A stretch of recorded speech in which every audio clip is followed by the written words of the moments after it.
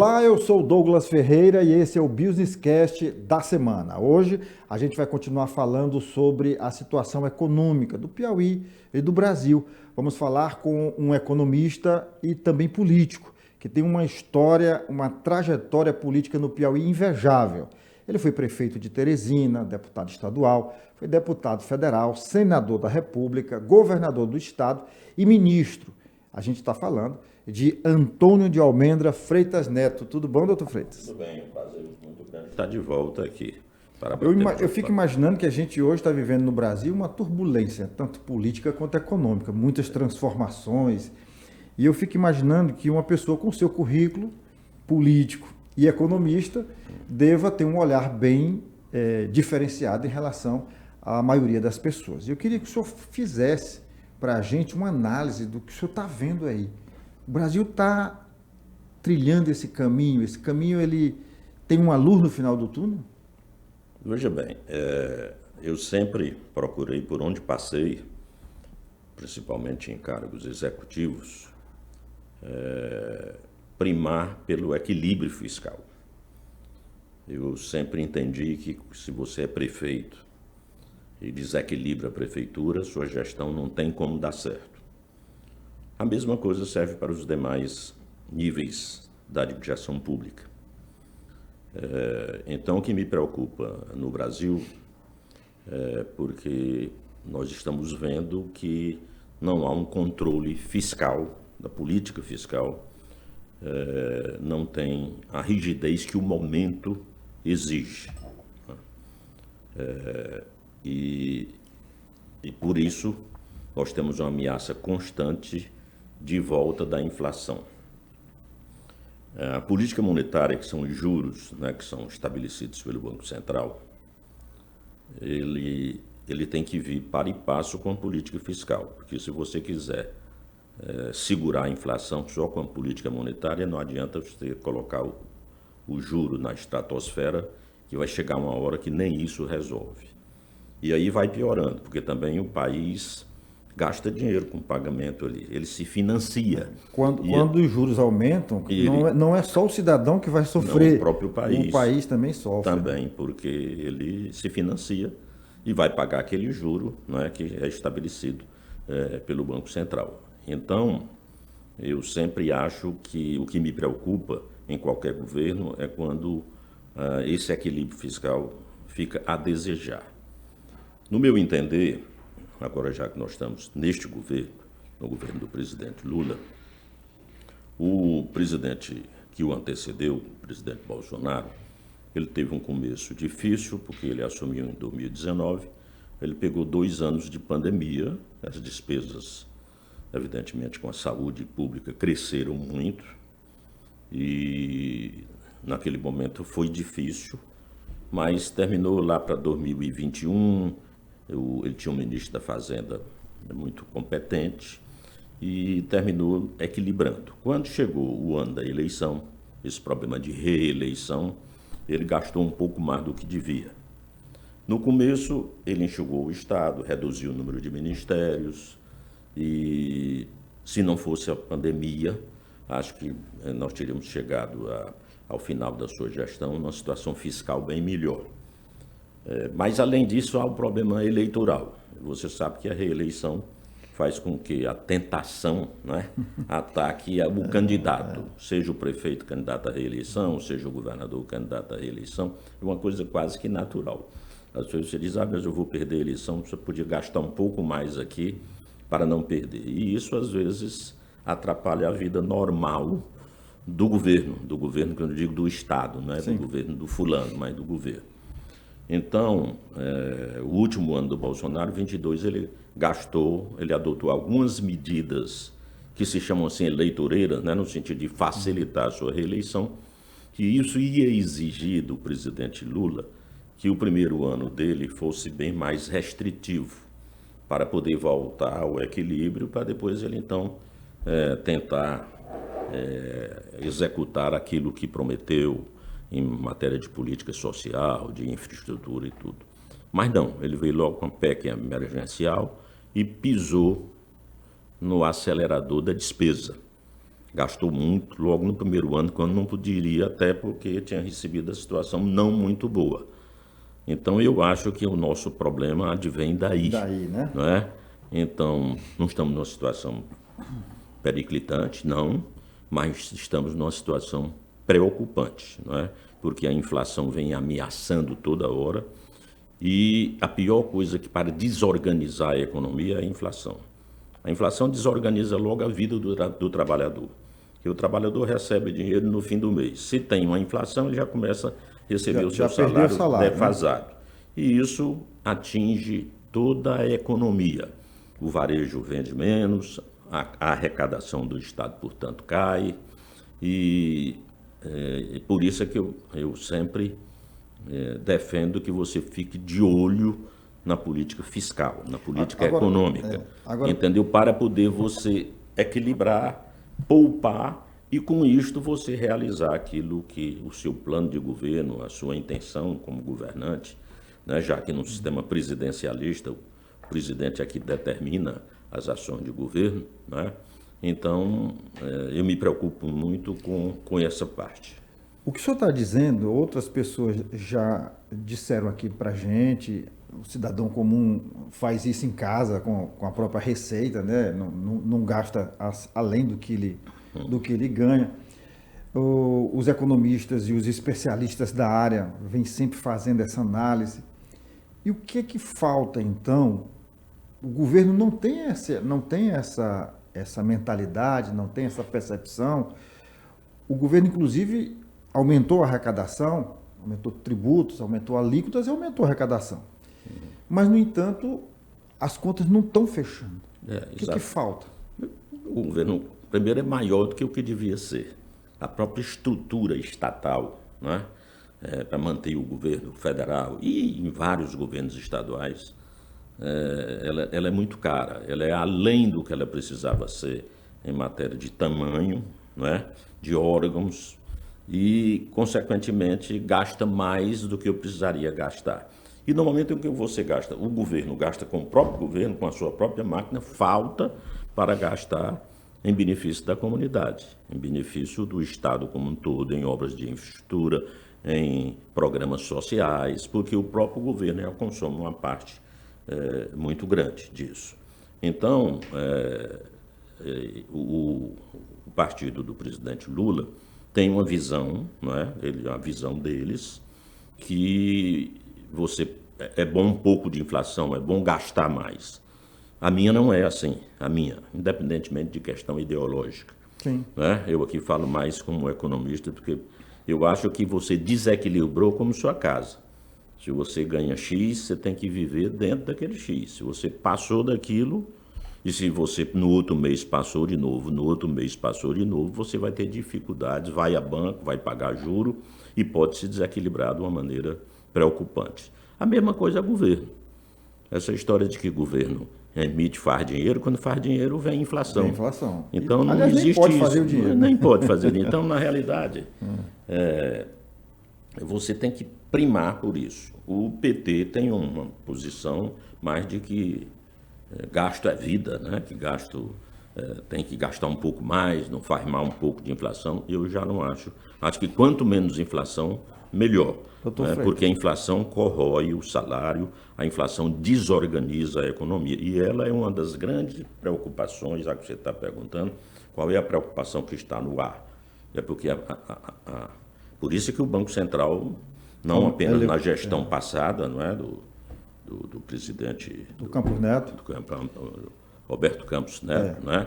O próprio presidente Lula o atacava porque ele subiu o juro, mas entrou o Galipo, que indicado por ele, e como é um economista, não é? Dando continuidade à mesma evidentemente política, que ele está lá na presidência do Banco Central, que tem um colegiado, e eles verificam o que é possível fazer. E aí, infelizmente, tem que aumentar o juro. Eu acho que essa questão do juro que o Banco Central estabelece, ele não é causa, ele é consequência. Ele é consequência da política fiscal. Né? Mas poderia baixar um pouquinho mais, talvez. Mas alguma coisa irrisória. Ele não pode se afastar muito do possível. É como eu lhe digo, a política monetária tem que andar paralelamente com a política fiscal. Então, quanto mais a política fiscal afrouxa, mais ele tem que apertar, ou seja, tem que subir o juro. A política fiscal é uma ciência exata, né? Então... A ciência econômica é uma ciência exata. Você não pode desafiar a política econômica. Se você desafiar, a consequência vem. Agora, essas medidas que o governo tem adotado ao longo aí dos últimos meses para conter a inflação, para buscar o ajuste, como é que o senhor analisa essas medidas?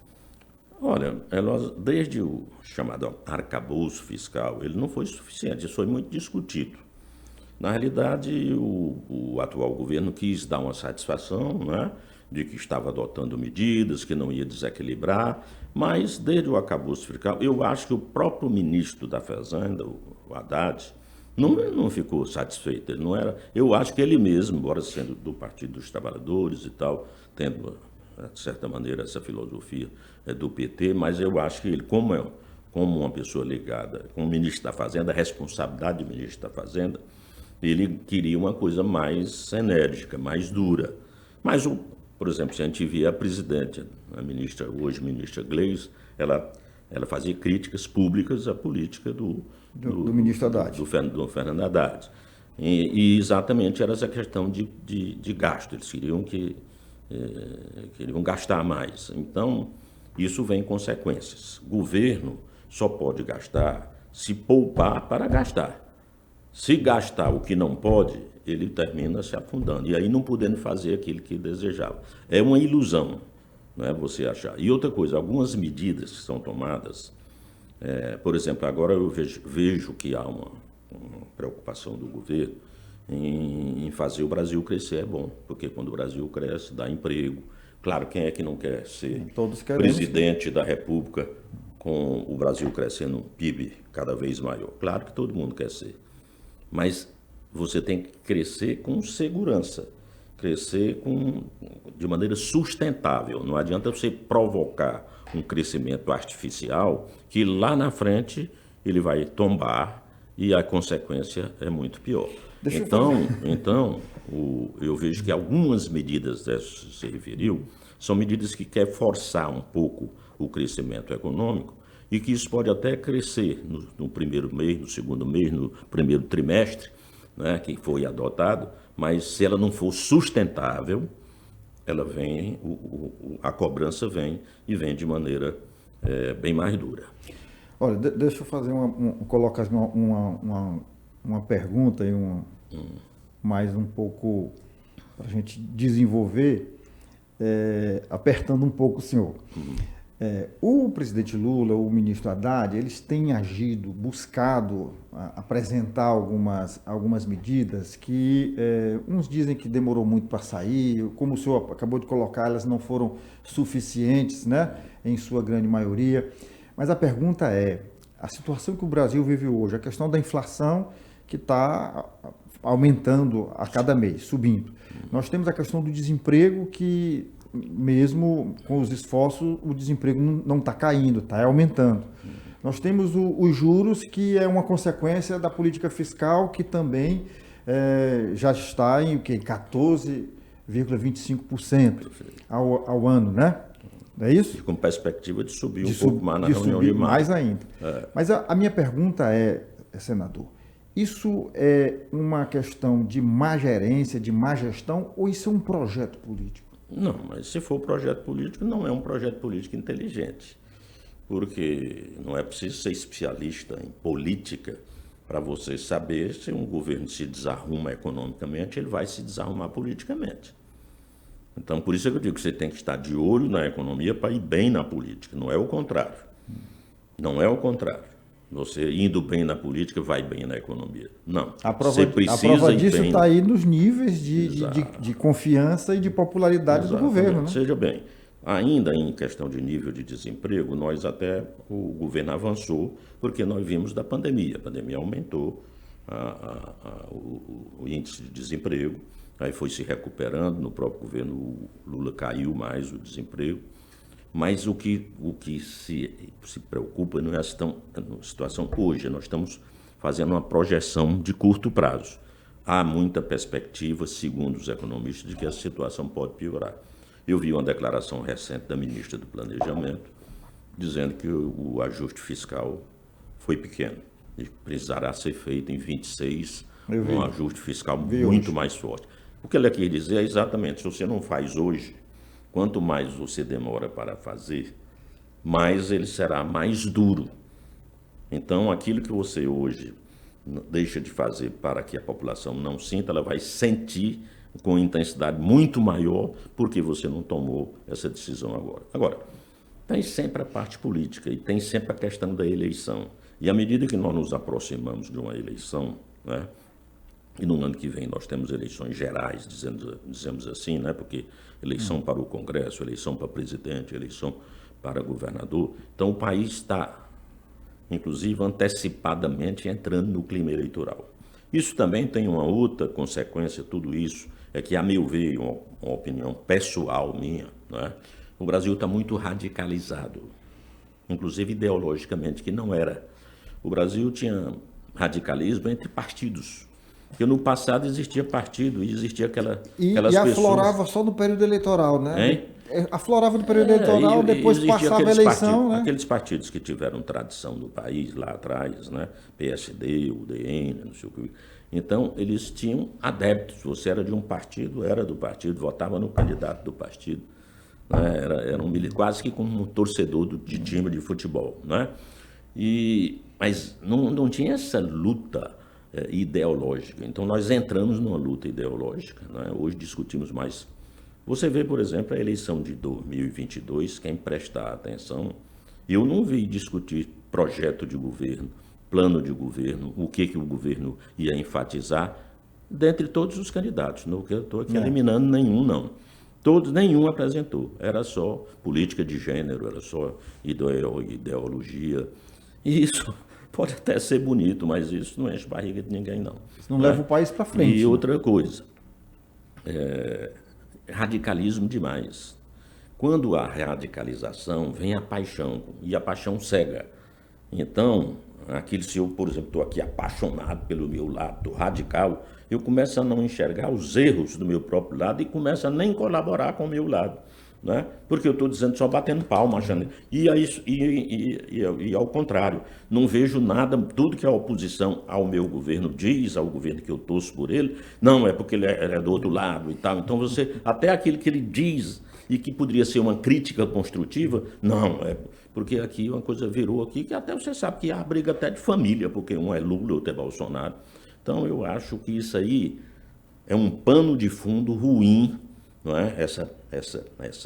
Esse radicalismo extremado que nós vivemos de algum tempo para cá, porque exatamente cega um pouco as pessoas, não é? E você, em vez de analisar de maneira mais racional para ver o que é melhor, eu vi aqui, por exemplo, no governo do Bolsonaro, quem era PT, quando vinha alguma informação econômica desfavorável ao Brasil, o pessoal, que era a oposição, torcia. Ora, está torcendo contra o Brasil. E agora é a mesma coisa. O pessoal que é Bolsonaro, que se vem aqui, o dólar subiu, ele bate palma. A gasolina subiu. E quem vai pagar a gasolina? Nós todos. Isso é o seguinte, passou a eleição, o presidente da República vai para o comando do avião e o resto está todo mundo...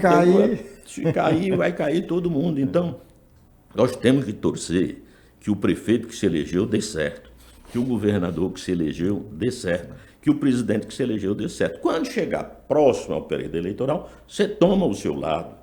E também você deve fazer do período todo críticas, mas críticas que ajudem até o governo lá a consertar o seu rumo. Não apenas no sentido de crítica não fazer destrutiva. A crítica pela crítica. Essa é a minha maneira, né? Mas hoje esse modelo não está em voga, não. É um modelo que está saindo de linha, não é?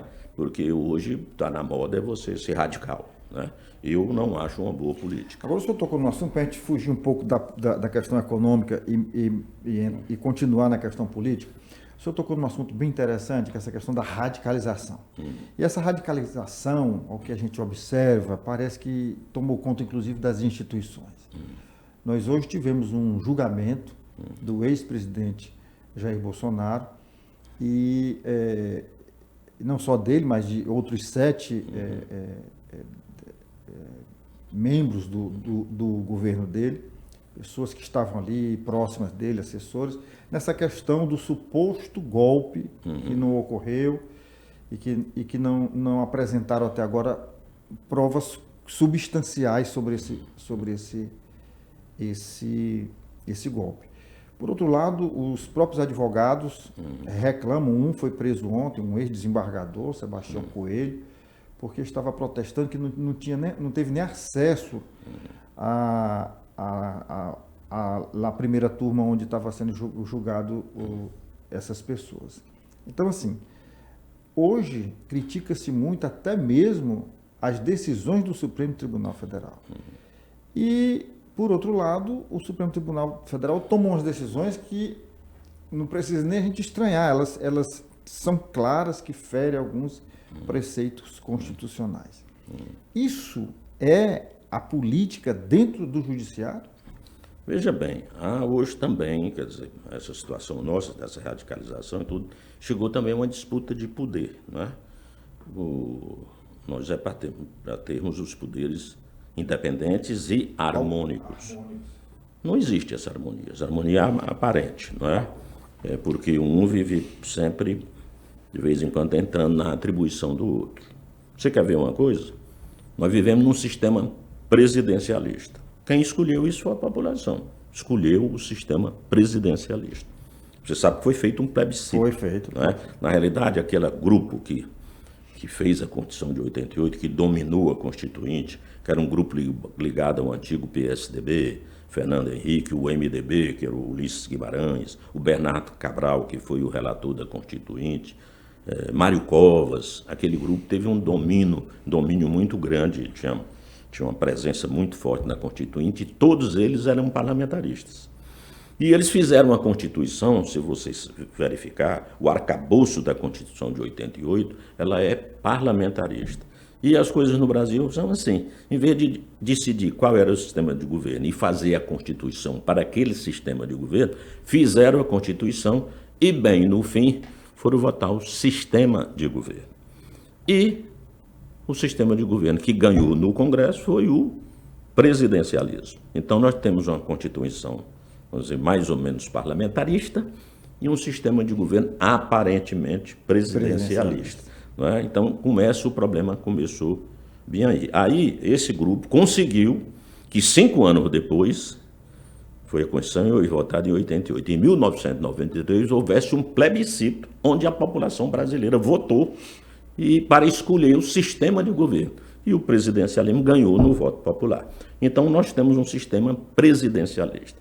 No sistema presidencialista, quem governa é o Poder Executivo.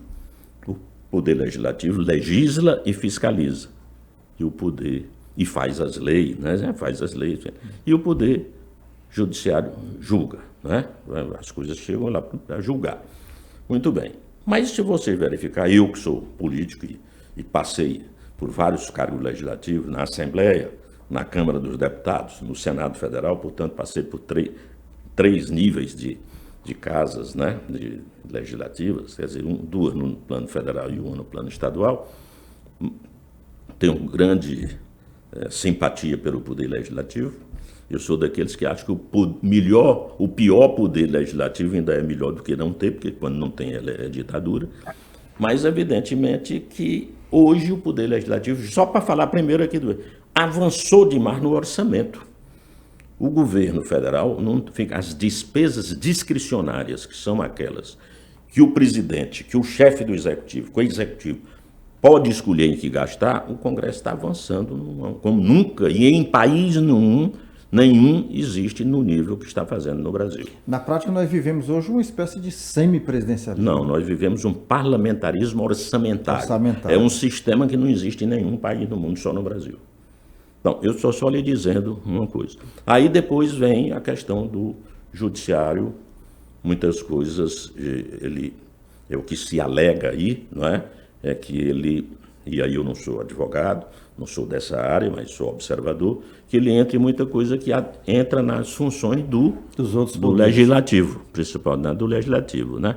Então, como eu disse, fica essa disputa de poder, né? Disputa de poder.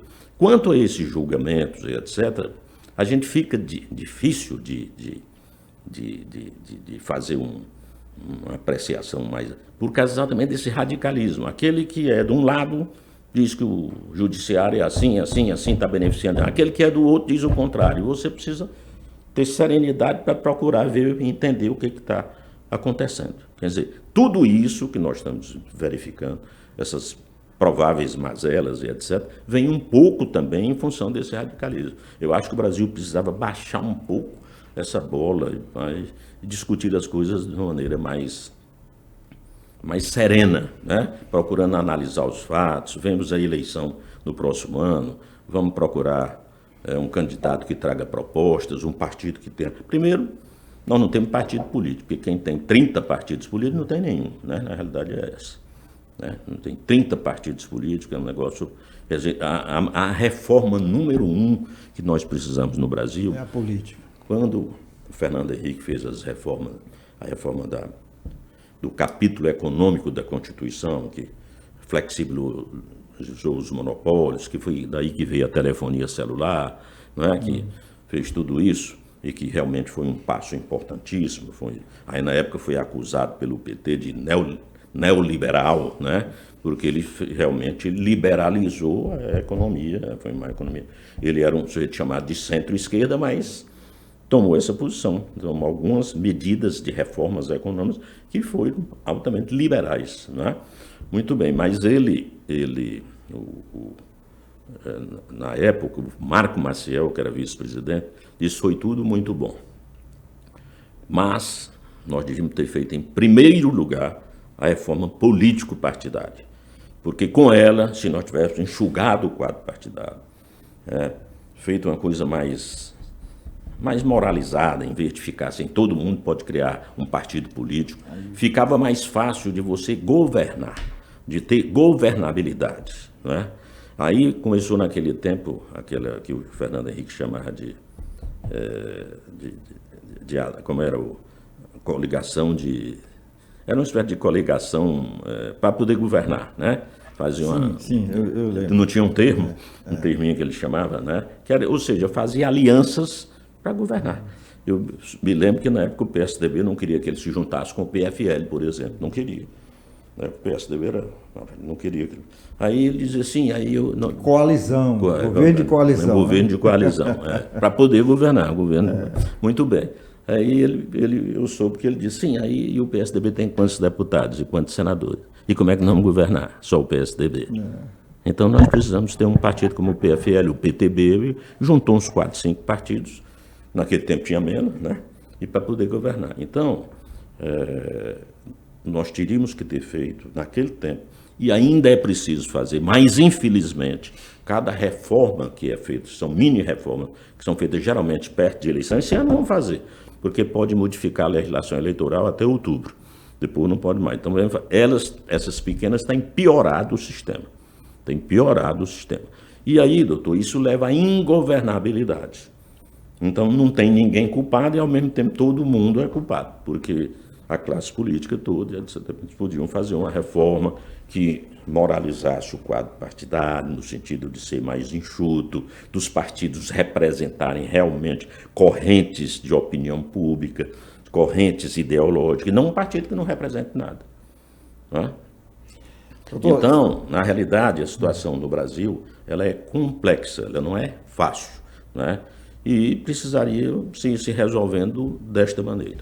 O senhor esteve aqui com a gente antes da aprovação da reforma tributária. Naquela época o senhor falava da necessidade dessa reforma, o senhor falava muito na questão da simplificação da máquina tributária, que era meio louca, maluca, e o senhor era otimista em relação à reforma. Eu queria saber a sua opinião hoje. Olha, como é que o senhor eu acho que não ficou exatamente como eu penso. Que não ficou exatamente como eu disse naquele tempo que eu lhe disse isso aqui, que a filosofia da reforma era simplificar o sistema tributário. Que simplificando o sistema tributário, que é um dos mais complexos do mundo, só isso ia facilitar a vida do empresariado, não é? A vida do consumidor, e isso, com o tempo, você terminaria reduzindo a carga tributária, porque ela não tinha inicialmente o objetivo de reduzir a carga, ela só de manter a carga tributária, que eu acho que terminou nem mantendo, vai subir. porque nós vamos ter um dos IVAs, né, IVA mais altos do mundo, prevê aí em torno de 28%, não é isso? É isso. De 28%, então era muito, muito pesado.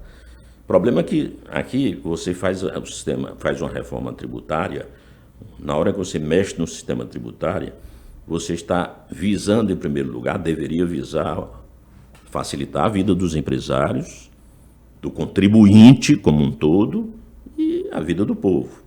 Mas aqui parece que você quer fazer reforma tributária para facilitar a vida dos governos, né, nos 3 níveis. E aí essas coisas são também um pouco incompatíveis. Né? Um pouco incompatível. Não que você vai fazer uma reforma tributária para falir o Estado, falir o município, falir a União, mas também não pode simplesmente e vai para o Congresso, e você sabe, chega lá, tem os lobbies que são naturais, existem em todo o Congresso do mundo, não é só no Brasil, sempre vai existir, é natural que exista. Nos Estados Unidos é até legalizado, mas eles têm muita força e terminando conseguindo coisas, e cada um, porque se você consegue uma vantagem aqui, você tem que tirar uma vantagem lá para poder manter no que está, ou para reduzir. E as coisas foram baseadas, quando terminou de tramitar, não é? Terminou com uma carga tributária que parece que vai ser alta. E espero ainda que essa simplificação, que dizem os tributaristas, mesmo assim, vai ficar mais simples. Eu tenho um pouco de preocupação, porque nós vamos ter uma fase que é de transição. E nós vamos conviver com mais de um sistema. Com os dois sistemas. Eu não entendi bem ainda, não é? Eu sou economista, mas não sou tributarista, como é que vai ser isso. Como se isso vai acarretar mais mão de obra e mais dificuldade para o contribuinte, para o empresário. E quando efetivamente vai cessar essa 2033, né?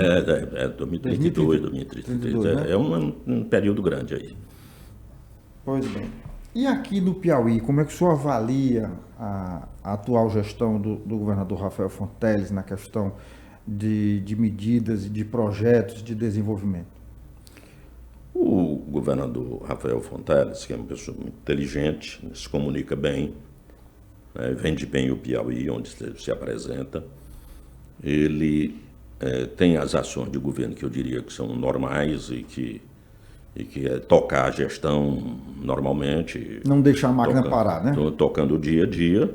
E tem uma outra parte que ele lançou projetos bastante ambiciosos, não é? E tem gerado alguma crítica com relação a ele, porque diz que ele não vai fazer o hidrogênio verde, que não vai encostar navio no Porto Luiz Correia. Bom, eu acho, né, que esses projetos que ele colocou, desse tipo que eu acabei de citar, não foi para o governo dele. Mas se ele errou, foi apenas no sentido que ele devia ter deixado muito claro. Existem projetos de governo, e aí é um projeto que eu tenho um prazo dentro de 4 anos, e já de projetos de Estado, que ele ultrapassam os governos. O Rafael lançou muitos aí que são projetos de Estado, não é? Que ele tem que acompanhar para pelo menos dar um passo para que o outro governo, ou dele, ou de quem quer que seja, dê outro passo, que ele possa ser alcançado lá na frente. Não é? E no restante de tocar a gestão, eu estou vendo que ele vai pagando os funcionários públicos regularmente, eu não tenho visto queixa de atrasos assim com fornecedores, não tenho visto. Então, vai tocando uma gestão, diria assim, equilibrada. A gente torce, lógico, para dar certo dentro daquela teoria que o senhor falou. A gente está todo mundo no mesmo barco. Esse barco não pode afundar. Se afundar, pode todo mundo até morrer. Mas, assim, eu vi algumas críticas mais recentes em relação à gestão do governador, e o senhor, como economista, poderia esclarecer melhor para a gente, é que o governador Rafael Fonteles teria ou estaria endividando muito o Estado, que o Estado estaria aí caminhando para uma situação que pode, na opinião desses críticos, ficar insolvente, né? Como é que o senhor vê? Veja bem, o governador Rafael, foi secretário de Fazenda 8 anos. 8 anos. Não é? Sabe fazer conta. É matemático. Não creio que ele vá querer passar no futuro, porque ele é muito novo, mesmo ele se reelegendo governador ou indo ocupar outro cargo, ele não vai querer ser responsável, mesmo que não seja dentro deste período governamental, dentro de 4 anos, por uma falência do Estado em função de excesso de endividamento. Todo Estado tem uma capacidade de endividamento. Creio eu que isso está sendo bem acompanhado. Trabalhando dentro dessa margem. Creio eu que sim. Até porque se não tiver isso, como eu digo, vai ter a consequência lá adiante. Não creio que ele, com a inteligência que tem, vai querer depois ser cobrado por isso de ter deixado o Estado numa situação falimentar. Não creio. Agora vamos falar da sua gestão como governador, da sua experiência como governador. Qual é o setor, o que é mais difícil na hora de governar o Estado? Governar o governo. As cobranças internas? Não, né? Porque você tem, em primeiro lugar, liderar o governo. Né? O Sarney me disse uma vez, eu estava presente numa roda em que ele falou, que prefeito manda, governador acha que manda e presidente não manda nada. Aí, mas como, presidente? Olha, o prefeito está aqui na cidade, ele tem o domínio até dos limites do município, né? Então ele sabe o que está sendo feito ali, ele mandou fazer uma coisa no bairro tal, ele mandou fazer uma coisa no povoado tal, ele acompanha. Governador... Então ele acha que manda. Hein? Ele manda. O prefeito. Manda. Aí o governador acha que manda. Por quê? Porque aí, olha, ele disse, eu fui governador do Maranhão, o Freitas foi do Piauí, é um estado grande demais. A gente manda um secretário fazer isso aqui e acolá. Pensa que foi feito e não foi, porque foi lá em Uruçuí, lá em Gebués. Você pensa que foi em mim, não foi. Em compensação, o secretário fez em outro lugar, porque... E depois que você saiu do governo é que vai descobrir. Então você acha que manda. E o presidente, ele diz assim, olha, tem coisa que eu mando fazer hoje aqui, que se eu vou sair do governo, isso não vai chegar na ponta. Na ponta. Então o que eu digo, o difícil é governar o governo. O que é isso? É liderar o governo. E realmente o governo seguir, sem você também deixar os seus auxiliares sem capacidade de decisão, porque se existe o governo, existe o secretariado, ele tem que ter um limite que é ele. Não é? Isso é assim, é hierarquia. Ele não é só um cumpridor de tarefa. Não é só um cumpridor de tarefa. O governador mandou fazer isso, não. Ele tem que saber qual é a política do governador, qual é a política do governador para aquele setor que ele está dirigindo e ele tentar tocar isso ali. Não é? Mas muitas vezes é difícil você manter esse controle do governo. Agora, governar um estado como o Piauí, no meu tempo, ainda era bem mais difícil do que hoje, porque não existia dinheiro. Não existia dinheiro. Não é? Hoje em dia, você diz aí, empréstimo. Você consegue empréstimo com facilidade. Emenda parlamentar. Emenda parlamentar, como ele disse, é coisa recente. Este ano, um parlamentar do Piauí vai ter 60 milhões de emendas aí, são impositivas. Antigamente, era 2 milhões no ano e não era impositivo. O presidente só liberava se quisesse. Né? Então, essas emendas, ela vai para o Estado, ela vai para o município. Então, é uma maneira de chegar recursos no Estado. As fontes de financiamento são bem maiores, você consegue empréstimo na rede privada, consegue em bancos públicos. Naquele tempo, tudo isso era muito difícil. Na realidade, o que eu olhava aqui? A receita do Estado, eu podia gastar X com o pessoal, porque a Constituição determinou, né, de 88, não pode passar daquele valor da despesa com o pessoal, tem um limite. Aí a gente espremia a despesa de custeio para poder sobrar para investimento. Sobrar para investimento. Aí sobrava pouco. O que eu fazia? Eu ia buscar um empréstimo no Banco Mundial, do Banco Interamericano do Desenvolvimento, porque naquele tempo o Estado entrava com a contrapartida. Mas entrava só com a contrapartida. Então eu colocava. Pequena, né? Relativamente entrava pequena. 20, então eu colocava muito dinheiro em recursos desse tipo, porque eu colocava 20% e recebia 100% para poder realizar a obra. Então a gente tinha que ser mais seletivo no que fazer do que hoje. Mas mesmo assim sobrou muito recurso, eu fiz muita coisa com recursos próprios. Muito. Estrada asfaltada, estrada para São João do Piauí, a partir do Canto Buriti eu fiz toda com recursos próprios. Barragem do Bezerro, lá dizendo... Naquela época não tinha CID, né? Não tinha CID para Não, foi antes da CID. Antes da CID. A CID veio depois, não tinha CID. Então você tinha que recuperar as estradas com recursos próprios, construir algumas coisas com recursos próprios. Né? Hoje em dia, não. Por exemplo, está ficando quase assim, né? Que o recurso próprio fica só para manutenção da máquina e você vai buscar dinheiro para a atividade de investimento. No nosso tempo, não. Se você quisesse realizar alguma coisa, tinha que sobrar alguma coisa para fazer com o dinheiro do Estado. Hoje o senhor ocupa um cargo de direção na FIEP aqui no Piauí, né? Sim. Diretoria de... Na realidade eu assessoro o presidente e ocupo uma diretoria na área econômica e minha função lá é um relacionamento com os sindicatos que atuam na FIEP, né? E com empresários que procuram a FIEP para... Eu queria que o senhor falasse um pouco sobre essa questão da industrialização do Piauí. O que o Piauí tem ou não tem, que o Ceará tem, que o Maranhão tem, que o Rio Grande do Norte tem? Na realidade, o Maranhão pegou alguns investimentos grandes e que se industrializou ali, né? Os outros estados do Nordeste, né? A Bahia, que não é bem Nordeste, né? Tá lá já, na área de transição, né? É uma área de transição. E ela é industrializada, e tem Pernambuco, né? E o Ceará, sim, o Ceará deu uma avançada. O Ceará ele teve uma grande vantagem, que ele pegou aí em alguns anos, que pegou governadores que tinham um plano claro para o Ceará do que ele precisava e que teve segmento. Saiu um governador, entrou outro, quer dizer, o Tasso foi governador, saiu, entrou o Ciro, fez a mesma coisa, e depois o Tasso voltou mais 2 vezes, seguiu, aí veio o Lúcio Alcântara, a mesma linha, e até o governador do PT, que é hoje o Camilo seguiu mais ou menos essa linha. Aí eu digo que o pessoal da FIEC lá me diz, não, o senhor governava muito aqui conversando com a gente, com o empresariado e tal. Então, essa questão de seguir uma política, verificando o quê? Quais são as prioridades do Estado. E essas prioridades elas têm que ser definidas para serem prioridades do governo, independentemente de quem esteja no governo, e também das forças produtivas, da bancada federal, né? Então, lá eles conseguiram muita coisa que veio, porque o que traz a industrialização? Como é que nós vamos poder disputar com um mercado como o Sudeste, que é um mercado rico, e que tem uma logística muito melhor do que a nossa, que tem uma infraestrutura muito melhor do que a nossa? Como é que nós vamos lutar?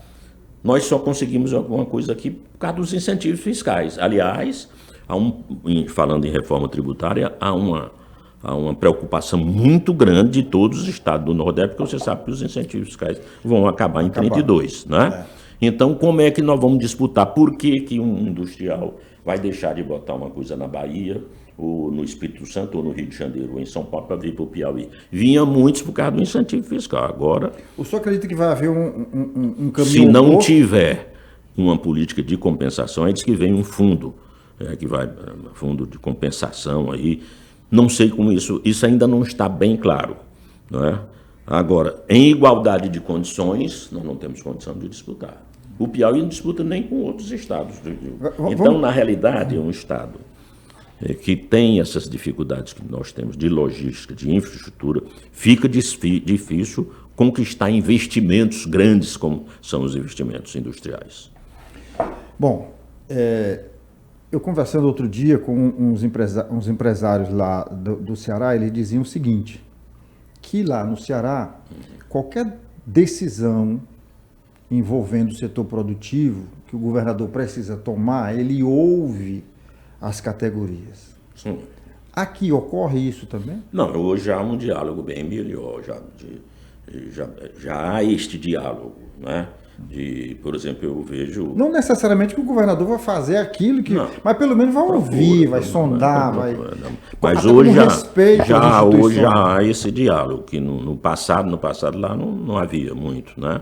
Já podia ser mais ainda, mas já há esse diálogo. No Ceará há muito, isso a gente nota.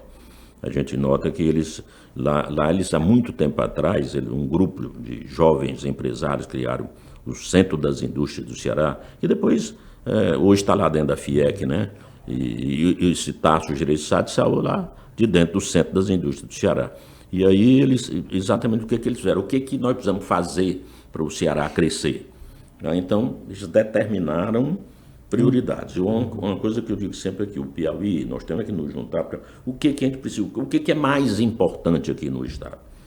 Vamos nos fixar no que é mais. Vamos deixar de estar pulverizando muita coisa e pegando 3, 4 prioridades e perseguindo ela até elas serem concluídas. Ter foco naquilo. Nós temos pelo que é a Transnordestina, né? que o Lula começou naquele primeiro mandato dele, é nordestino e ela está aí ainda.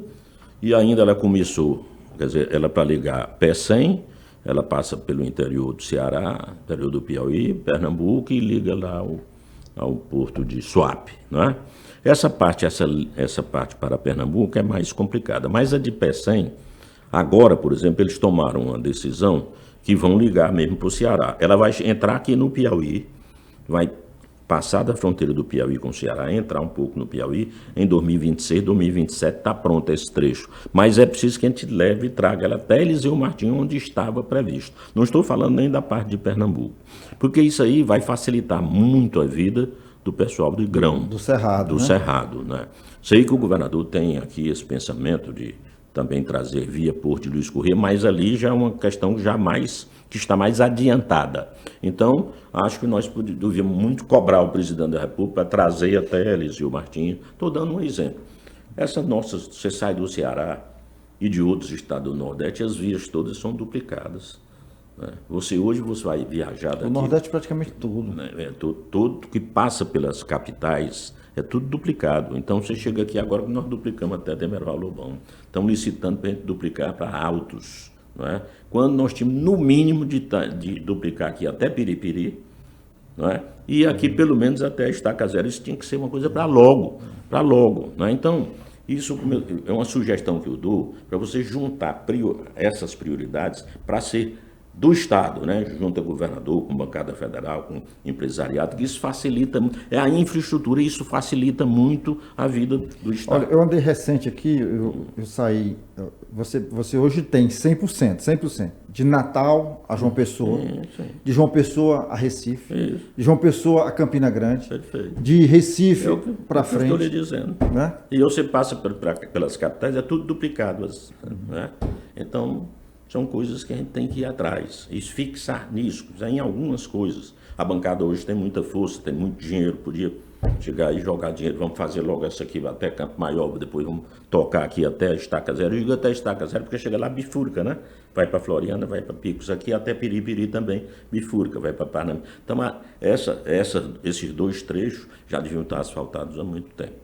O senhor disse que quando foi governador, tinha o presidente Sarney, não era? Não, eu não peguei o Sarney. Quando não. o senhor era governador? Peguei o Collor e o Itamar. O Collor e o Itamar. Hoje o Piauí tem um governador do PT, um presidente do PT. Essas coisas, essa relação, essa proximidade... Sim, deve facilitar. Mas tem dado resultado? Tá dentro das expectativas? Eu acho que eu tenho a impressão que o presidente lá tem dado aquilo que eles pedem. Agora, o Wellington não governou com o PT. Quem está governando é o Rafael. Né? O Wellington governou um pedaço dele. Aí eu quero Os saber, dois primeiros governos. Saber se, na realidade, o que foi solicitado, eu não sei o que o governador, sim, teve afinco nisso. Né? O Lula fez um grande programa nessa área de moradia popular, construiu muito, inclusive no Piauí, na época do PAC, aquele negócio todo. Agora, você quer ver uma coisa aqui no Piauí que está muito atrasado demais? Saneamento básico. Nós não temos esgoto sanitário. Ainda, né? Em Teresina, uma parte, em Parnaíba, uma cidade tem um pouco mais, do ponto de vista de abrangência na cidade, e as outras cidades não têm. Você conta nos dedos, a cidade tem. Né? Então, por exemplo, zero no resto aí você faz calçamento, e embaixo não tem esgoto sanitário. Então, são coisas, e você pensa que isso não é importante, é assim, aí a saúde pública. E sem saúde não existe progresso, não existe desenvolvimento. Então, mas as coisas vão andando. Agora tem que dar esses ajustes assim, e, a meu ver, essa união, ela facilita muito se a gente pudesse. O Ceará diz que tem muito isso, né? Na época da política é a política, e quando não é, o cearense se junta mesmo para lutar pelas coisas do Estado. Esquece as diferenças, né? Senador, nós estamos chegando no final, mas eu ainda queria que o senhor fizesse assim, uma projeção para o ano de 2025. A gente já avançou aí 3 meses, mas o ano ainda falta aí 9. Né? A sua expectativa? Veja bem, eu tenho uma certa preocupação. Voltamos ao começo do programa. Sim. Pelo menos notícias, o que você lê, o que você acompanha na imprensa, no noticiário econômico, é uma certa preocupação. E do empresariado, noto também que o empresariado tem uma certa preocupação. Acha que o ano de 25 pode não ser tão bom, em função, basicamente, de inflação, né? E em função, enfim, daquelas causas que geram a inflação que nós conversamos no começo do programa, não vale a pena repetir aqui. Então, há uma certa insegurança, né? Apreensão, né? Apreensão, e aí os empresários, eu sinto na conversa com eles, e sinto nos comentários de economistas do Brasil todo e tal, tem uma certa apreensão, né? Com a política fiscal do governo. Que desejo mesmo que eles estejam todos enganados e que nós estejamos no caminho certo e que tudo dê certo, né? Isso é o que eu desejo. Que nós desejamos. E para encerrar, a gente costuma ouvir um pouco, mas o senhor está falando aí, o nosso internauta está conhecendo um pouco mais do economista, do político, mas agora vamos falar do cidadão, Freitas Neto, Antônio de Almendra Freitas Neto. O senhor é cristão? Sim. O que é Deus para o senhor? Você tem que crer em Deus, você tem que crer em alguma coisa. E se você não tiver crença em Deus, você vai acreditar em quê? Não é? Você tem que ter isso com você. É uma maneira que lhe leve, dá forças, né, para você enfrentar problemas, para você passar o seu dia a dia quando você tem um vexame maior, seja de que tipo seja. Não é? Então é isso. Deus é isso aí. Dá para viver sem Deus? Depende. No meu caso, eu não gostaria nem de tentar, né? Nem de tentar. Nem de tentar. E família? Família. São quantos filhos hoje? Eu tinha 2, perdi uma, infelizmente. Foi, né?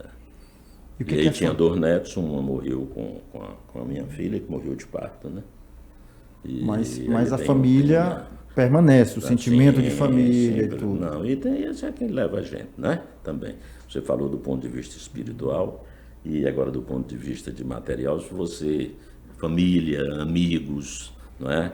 Isso é um apoio imenso que você precisa contar com ele, né? Nas horas boas em que você está comemorando, nas horas difíceis. Então, quem tem uma família que lhe dá um esteio, que lhe dá segurança, quem tem amigos, eu, por exemplo, preservo muito minhas amizades. Aliás, sempre procurei não ter inimigo, não tenho nenhum, apesar de ter disputado muita eleição.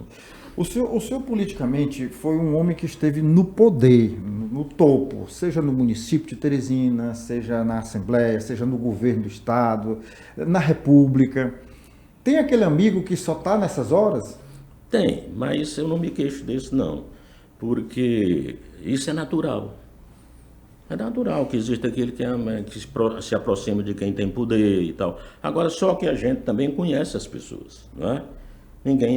Você não é enganado por todo mundo. Ele me enganou, eu não me queixo de ninguém, né? Porque você conhece as pessoas e você sabe que você tem seus verdadeiros amigos, são amigos mesmo, que já eram e continuam sendo e vão continuar. Então eu tive muito pouca decepção com questão de amigo. E para fechar, o que é fundamental para se manter a amizade? O respeito, a solidariedade, não é? A compreensão. Você tem que entender como é que você é seu amigo, você não vai querer que ele seja igual a você.